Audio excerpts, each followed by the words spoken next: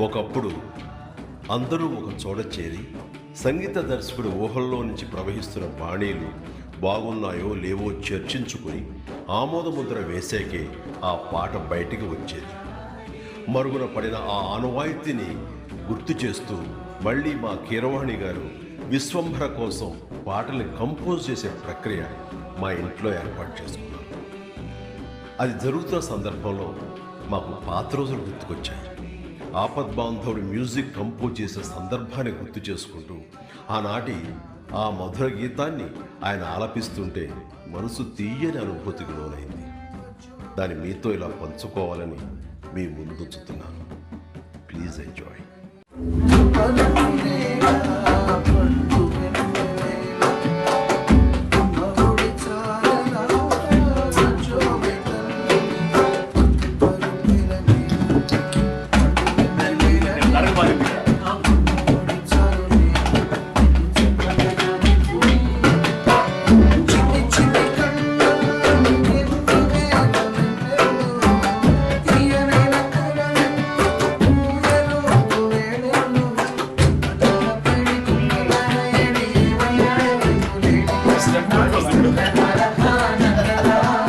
ఈరోజే జన్మించిన మా ఆస్కారుడు కీరవాణి గారికి హృదయపూర్వక జన్మదిన శుభాకాంక్షలు.